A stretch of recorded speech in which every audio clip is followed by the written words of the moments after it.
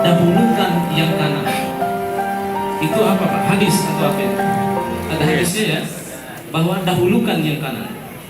Tetapi kesalahan fatal yang dilakukan oleh umat Islam, dia hanya menggunakan yang kanan bila dia mau keluar rumah, baru dia pakai kaki kanan nih. Atau dia mau pakai baju, baru dia pakai tangan kanan. Atau dia mau tanda tangan, atau dia mau makan. Tetapi urusan yang sangat prinsip, yang sangat fundamental tentang otak, yang semua aktivitas manusia dari yang paling kecil sampai yang besar, semua dikendalikan oleh otak kita, termasuk untuk belajar, termasuk untuk menjadi orang hebat, justru yang didahulukan adalah yang sebelah kirinya. Maka pantaslah kalau umat Islam tertinggal dari agama-agama lain, karena agama lain sudah tahu rahasia itu, yang ternyata asalnya dari Islam. Anda lewat jalan tol, pernah Anda lewat jalan tol? Anda lihat ada rambu lalu lintas tertulis di jalan tol, lajur kanan hanya untuk mendahuluinya. Itu sudah aba-aba bagus sekali. Jadi kalau Anda pakai otak kanan, maka Anda bisa mendahului orang lain. Bukankah begitu bagus sekali? Betul. Iya. Saya akan perlihatkan untuk Bapak Ibu sekalian contoh kecil ya, contoh kecil bagaimana hebatnya otak kanan itu ya. Sel telur itu ya, maksudnya, dan satu sel Bapak Ibu sekalian, satu sel seperti ini canggihnya dalamnya kalau dikupas. Satu sel itu ya.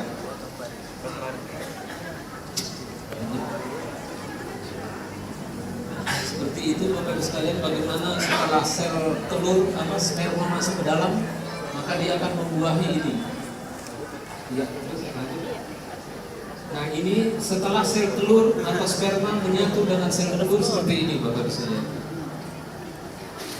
Nah, setelah masuk ke dalam membuahi sel telur, maka embrio manusia berkembang. Pertama dari dua sel, dari satu masuk ke dalam sel telur, kemudian terpecah jadi dua sel, kemudian terpecah lagi jadi 4 sel, dari 4 terpecah lagi jadi 8 sel, kemudian dari 8 berkembang jadi 16 sel seperti ini. Kemudian berkembang lagi, dia menjadi seperti ini. Setelah ditanam di dalam rahim, sel tadi yang sudah berkembang itu berkembang lagi, kemudian selanjutnya jadilah embrio manusia seperti ini. Jadi Anda jangan sombongkan diri, karena dulunya Anda seperti ini saja. Bayangkan Pak, sebelumnya lagi dimundurin ya. Lihatlah Pak, bagaimana campur tangan Allah. Kalau Allah tidak ikut campur tangan, maka Anda bisa besar dengan bentuk seperti ini saja. Besar seperti kayak daging tumpang saja. Kalau tidak campur tangan Allah di sini, ya.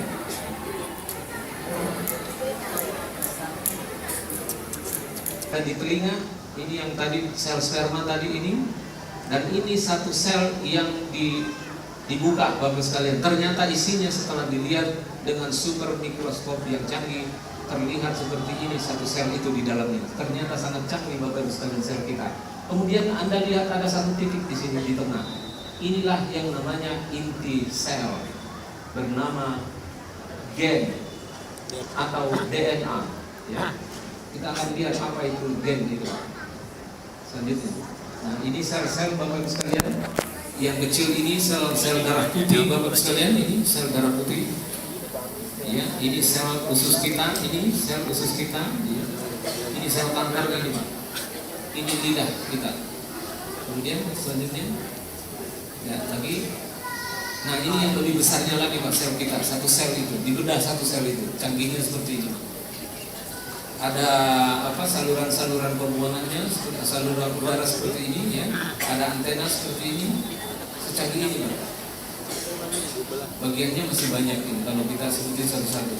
Nah, yang lebih utama yang harus kita perhatikan adalah yang di tengah ini Pak. Ini adalah gen atau DNA.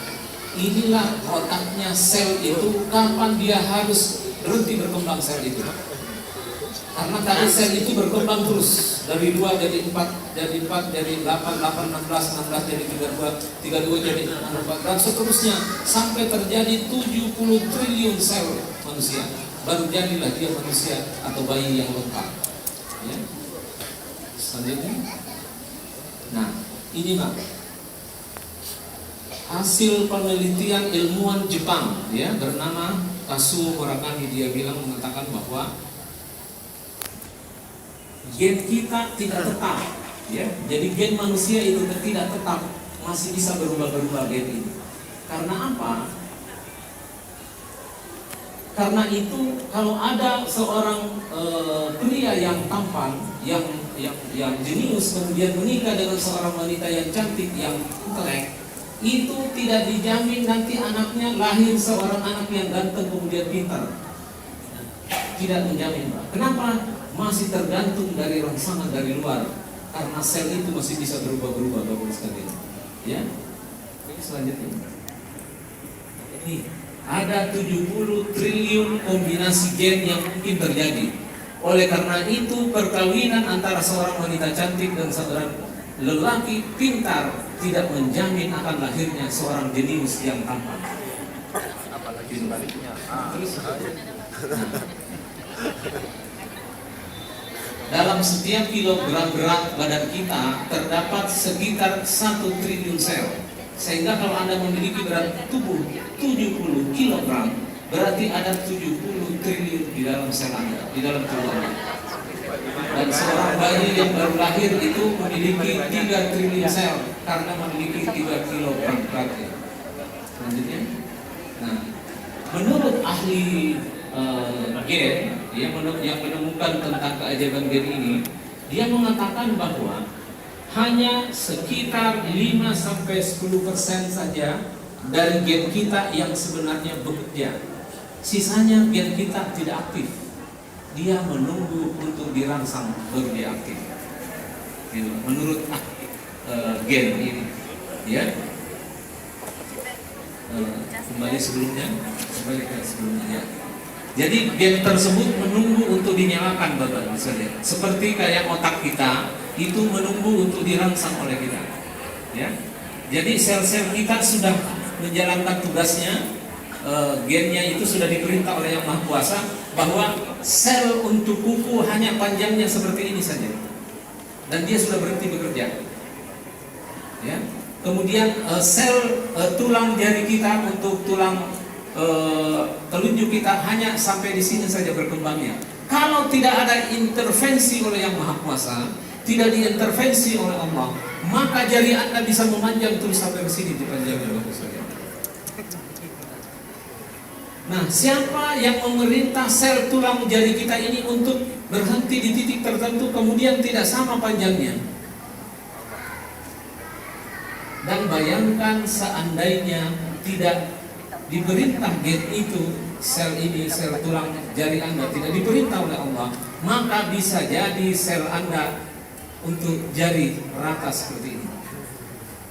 Sehingga jari Anda semuanya, jari ibu jari, telunjuk, yang jari manis, jari kelingking, sama semua panjangnya. Kalau tidak ada intervensi dari Yang Maha Kuasa. Tetapi coba Anda perhatikan, tidak sama panjang semua tulang-tulang jari ini, Pak. Tetapi walaupun tidak sama panjangnya, kelihatan indah, Bapak Ibu sekalian. Coba Anda perhatikan jarinya seperti ini. Tidak sama panjangnya, Bapak Ibu sekalian, tapi kelihatan indah. Tapi kalau dia rata sama panjang, maka justru tidak indah. Ini ada ilmu di dalamnya, Pak. Artinya apa? Ternyata adil itu bukan sama rata. Iya. Kalau adil itu adalah sama rata, maka beri uang jajan anak Anda yang TK dan yang kuliah sama. Apakah itu adil? Tidak. Kemudian warisan itu Anda bagi rata, yang perempuan laki-laki sama bagiannya. Adil apa tidak? Tidak. Kita belajar dari sini, Pak. Ya. Tetapi kata Allah, ya, kata Allah, coba Anda tekuk jarinya seperti ini. Ada yang berbeda nggak panjangnya?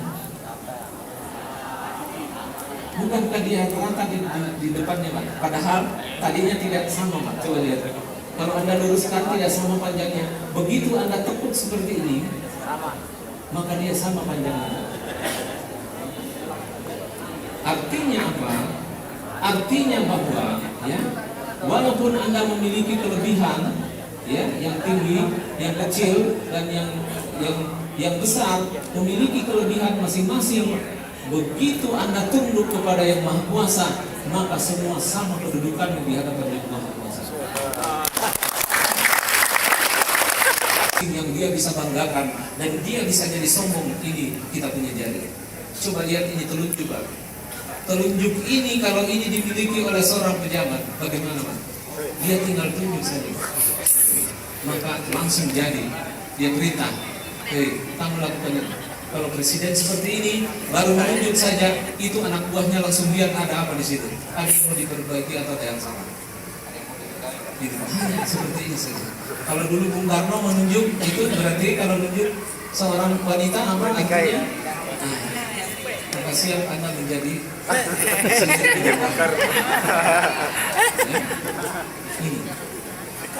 Tetapi walaupun dia memiliki kekuasaan yang begitu besar telunjuk jari ini, apakah dia sombong? Menyombongkan diri? Tidak, Pak. Karena begitu dia tunduk sama di depan Yang Maha Kuasa. Tetapi apakah jari kita ini, telunjuk ini yang memiliki kekuasaan besar, dia cemburu kepada jari yang tengah, jari kelingking kita yang sering kita pasang cincin? Tidak, Pak. Dia ikhlas. Jari manis itu yang dipakai cincin, bukan dia yang memiliki kekuasaan besar. Dia ikhlas, tetap jari manis yang dipakai cincin dan tidak dia cemburu. Walaupun ini besar, Bapak Ibu sekalian, jari jempol ini sangat besar sekali kalau kita lihat. Tetapi apa daya dari jempol ini kalau tidak dibantu oleh jari yang lain? Adakah yang dia bisa angkat? Iya, tidak bisa dia mengangkat sesuatu, apalagi angkat bola yang ringan. Bisa nggak dia angkat bola dengan satu ini? Tidak bisa. Nggak bisa. Dia membutuhkan ini, empat jari ini. Tidak ada artinya kalau dia sendiri, Pak. Dia harus butuh ini, baru dia bisa ambil bola. Itu pun bola yang kecil yang baru dia bisa ambil. Bagaimana caranya supaya dia bisa mengambil bola yang besar? Maka tangan kiri harus bekerja sama dengan tangan kanan. Begitu dia bekerja sama, maka bola besar bisa dia angkat. Nah, begitu pun kita, Bapak sekalian, guru-guru yang hadir di sini. Kalau Anda masing-masing jalan sendiri-sendiri, maka kecil yang Anda bisa lakukan. Tapi kalau Anda berjalan secara bersamaan, kompak, maka sesuatu yang besar Anda bisa lahirkan. Nah, jari kelingking, Pak, yang kita sering anggap sepele karena terlalu kecil dia jari kelingking. Ya, sudah pendek, kecil lagi, Pak. Ya, kalau kita mau mengecilkan seseorang, biasa kita pakai ini, Pak, dengan begini seperti ini. Anda kecil lah tadi seperti ini. Begitu dikecilkannya ini jari, Pak. Ya. Tapi begitu Anda telinganya gatal, Pak, Anda pasti cari ini. Anda sangat butuh ini, Pak. Kalau gatal di dalam telinga Anda. Kenapa? Karena semua jari tidak bisa masuk. Hanya ini yang bisa masuk. Iya, ini pelajaran Bapak Ibu sekalian dari baru jari saja. Kalau kadang-kadang berbicara, kita sudah bisa dapat ilmu, Pak. Ya. Kata tangan kiri, saya ini kasihan yang tugasnya hanya untuk hal-hal yang buruk. Kalau untuk cebok baru saya dipakai. Kalau makan dikasih itu tangan kanan. Kalau tanda tangan honor dikasih tangan kanan. Kalau dikasih yang baik-baik, maka kaki kanan dulu yang harus masuk duluan. Saya belakangan. Nanti saya baru didepankan kalau masuk toilet. Kata yang kiri seperti itu, Pak, ya. Tapi apa kata tangan kanan, Pak? Apa dia bilang? Tangan kanan. Walaupun kamu melakukan hal-hal yang negatif ataupun yang bau, tetapi saya rela kamulah yang dipakaikan jam tangan. Ada tangan kiri dipakaikan jam tangan, Pak. Tangan kanan rela atau ikhlas, dia tidak pakai jam tangan, tapi dia berikan ke tangan kiri sebagai penghargaan untuk membantu untuk cebok.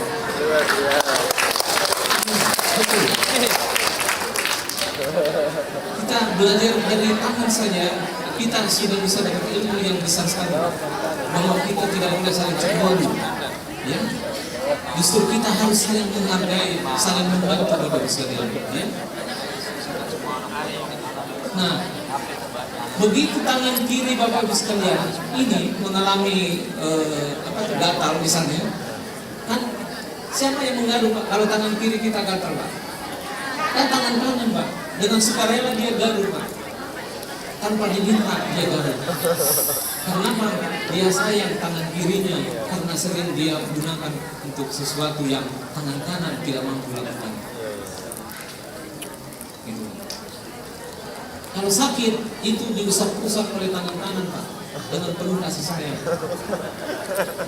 Jangan sampai Anda kalah oleh tangan kanan kita yang ikhlas, yang tidak cemburu, kemudian dia menyayangi tangan kirinya dan dia rela memasangkan.